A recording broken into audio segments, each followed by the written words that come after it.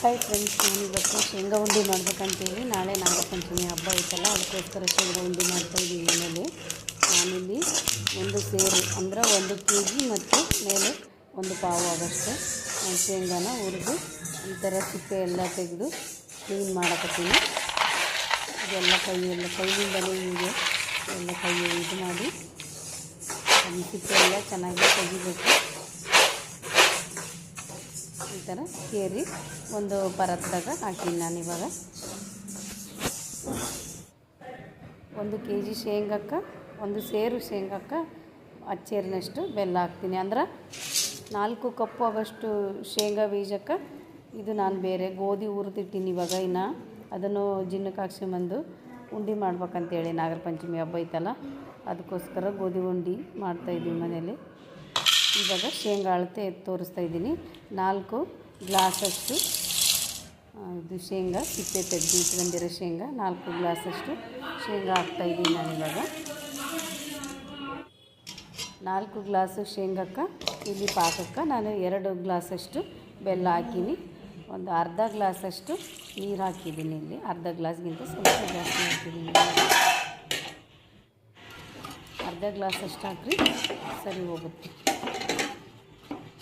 ಇದು ಬೆಲ್ಲ ಪಾಕ ಎಲ್ಲ ಬರ್ಬೇಕು, ಇನ್ನೂ ಚೆನ್ನಾಗಿ ಕುದಿಬೇಕು. ಅಷ್ಟರಲ್ಲಿ ನಾವು ಇದನ್ನು ಮಿಕ್ಸಿಗೆ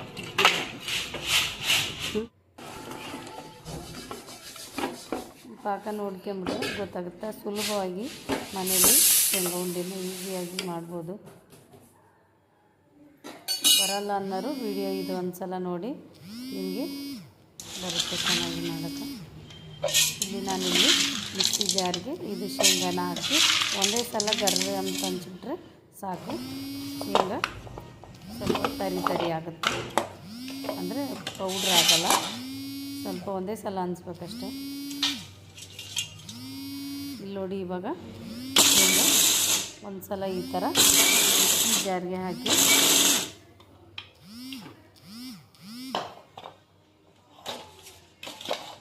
ಒಂದೇ ಸಲ 1 ಸೆಕೆಂಡ್ 2 ಸೆಕೆಂಡಷ್ಟು ಇದು ಮಾಡಿದರೆ ಈ ಥರ ಆಗುತ್ತೆ.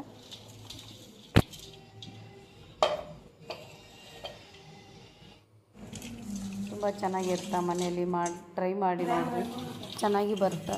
ಹೇಗೆ ಬಂದಿತ್ತು ಅಂತೇಳಿ ಕಮೆಂಟ್ ಮೂಲಕ ಕಮೆಂಟ್ ಮಾಡಿ ತಿಳಿಸ್ರಿ.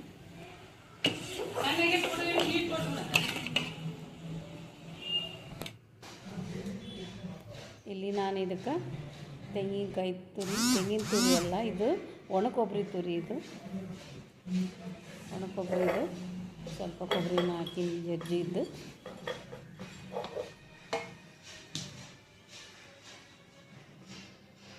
ಒಂದೆರಡು ಚಮಚದಷ್ಟು ಇದು ಏಲಕ್ಕಿ ಪುಡಿಯನ್ನು ಹಾಕಕತ್ತೀನಿ ನಾನು ಇವಾಗ.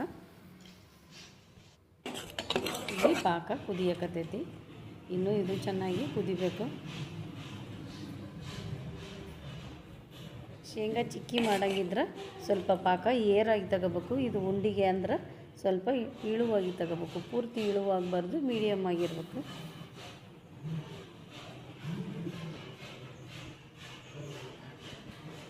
ನೋಡಿರಿ, ಇದು ಈ ಥರ ಹಿಂಗೆ ಎತ್ತಿದ್ರೆ ಈ ಥರ ಆಗಲೇ ಬೀಳಕತ್ತೈತಿ, ಪಾಕ ಆಗಕ್ಕೆ ಬಂದೈತಿ. ಇದು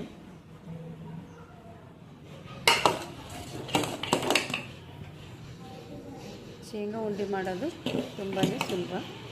1 ಸಲ 2 ಸಲ ಮಾಡಿದರೆ ನಿಮಗೆ ಗೊತ್ತಾಗಿಬಿಡುತ್ತೆ.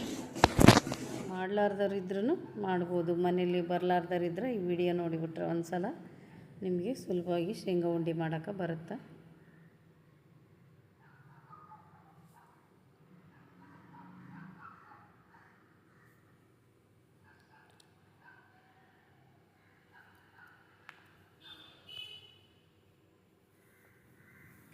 ನಮ್ಮ ವಿಡಿಯೋ ನಿಮಗೆ ಇಷ್ಟ ಆದ್ರೆ, ಲೈಕ್ ಆದ್ರೆ ನೀವು ಲೈಕ್ ಮಾಡಿರಿ, ಶೇರ್ ಮಾಡಿರಿ, ಕಮೆಂಟ್ ಮಾಡಿರಿ. ಕಮೆಂಟ್ ಮೂಲಕ ಹೇಗೆ ಬಂತಂತೇಳಿ ನೀವು ಟ್ರೈ ಮಾಡಿ ಮನೇಲಿ ತಿಳಿಸ್ರಿ ಅಂತ ಕೇಳ್ತಾ ಇದ್ದೀನಿ.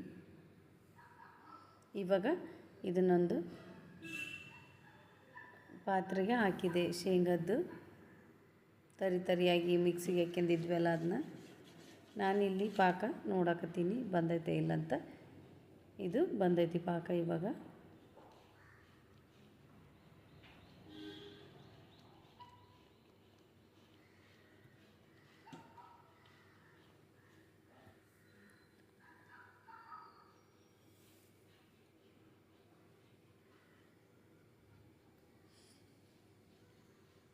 ಇನ್ನೂ ಸ್ವಲ್ಪ ಬರಬೇಕು.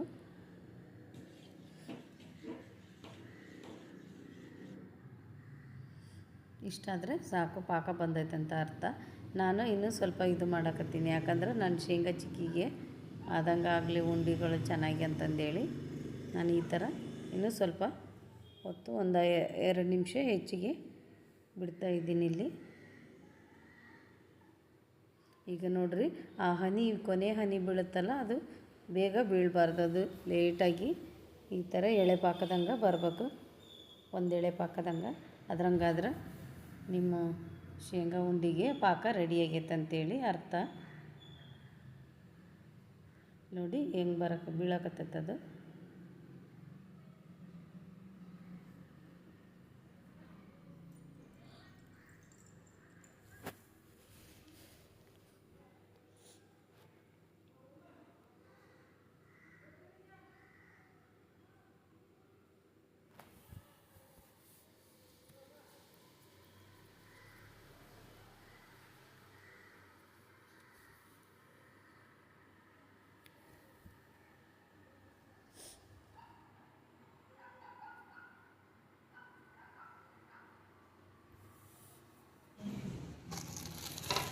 ಇದನ್ನು ನಾನು ಈಗ ಪಾಕ ಬಂದೈತಿ, ಅದಕ್ಕೆ ಅರ್ಧ ಹಾಕಿ ಸ್ವಲ್ಪ ಮಿಕ್ಸ್ ಮಾಡಿ ಮತ್ತೆ ನಂತರ ಮತ್ತೆ ಸ್ವಲ್ಪ ಹಾಕ್ತೀನಿ. ಇವಾಗ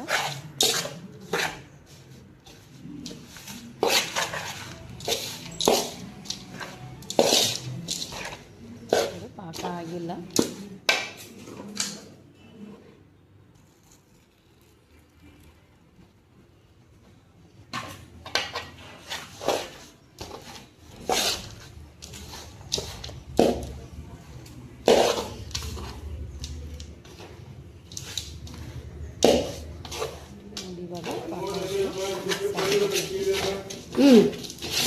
ಈ ಥರ ಚೆನ್ನಾಗಿ ಮಿಕ್ಸ್ ಮಾಡ್ಕೊಳ್ಳಿ. ನೀವು ಬೇಕಿದ್ರೆ ಹಾಕ್ಕೋಬೋದು. ನಾನಿಲ್ಲಿ ಎಳ್ಳು ಹಾಕಿಲ್ಲ, ಬರೀ ಕಾಯಿ ತುರಿ, ಒಣ ಕೊಬ್ಬರಿ ತುರಿ ಮತ್ತು ಏಲಕ್ಕಿ ಪುಡಿ ಮಾತ್ರ ಹಾಕ್ತೀನಿ. ಇದಕ್ಕೆ ಎಳ್ಳು ಹುರಿದು ಇದಕ್ಕೆ ಹಾಕಿದ್ರೆ ಅದು ಟೇಸ್ಟ್ ಕೂಡ ಚೆನ್ನಾಗಿ ಬರುತ್ತೆ. ನೋಡಿರಿ, ಇಲ್ಲಿ ನಾನು ಇವಾಗ ಉಂಡೆ ಕಟ್ಟಿ ತೋರ್ಸಕತ್ತೀನಿ ನಿಮಗೆ.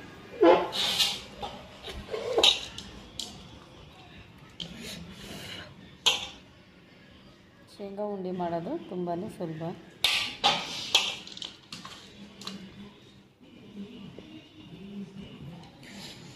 ತುಂಬಾ ಸುಡ್ತಾ ಇತ್ತು, ಕೈಯಿಂದ ಮುಟ್ಟಕ್ಕಾಗ್ತಾನೆ ಇರಲಿಲ್ಲ.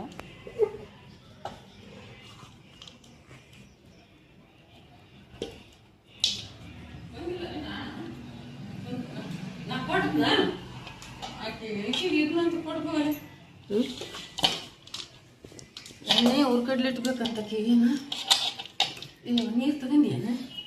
ಇಲ್ಲ, ఇప్పుడు ಹೊರ್ಕೊಂಡು ತಿಳಿ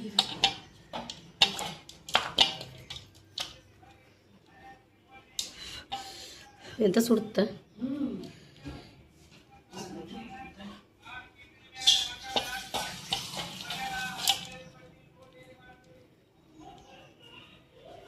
ಈ ಥರ 1 by 1 ಉಂಡೆ ಕಟ್ಟಿಗೆ ಅಂತ ನಾನು ನೀರು ಹೊಡೆದಂಗೆ ಆತು. ಹಿಂಗೆ ಇದ್ರೆ ಬೇಸ್ ಅಂತ ನಾನು ಚಿಕ್ಕಿ ಶೇಂಗಾ ಚಿಕ್ಕಿ ಅದ ಟೇಸ್ಟ್ ಬರುತ್ತೆ. ನೀರು ಹಚ್ಚಿ ಕಟ್ಟಿಬಿಟ್ರೆ ಅದು ಒಂಥರ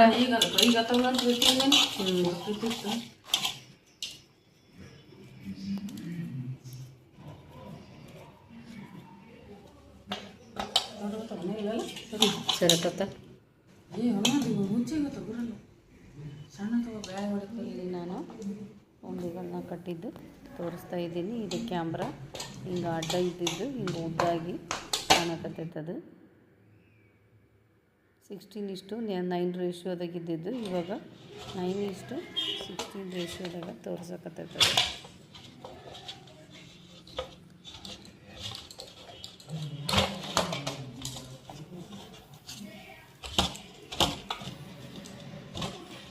ಚೆನ್ನಾಗಿ ಬರುತ್ತೆ, ಟ್ರೈ ಮಾಡಿ ನೋಡಿರಿ ಮನೇಲಿ ಒಂದು ಸಲ.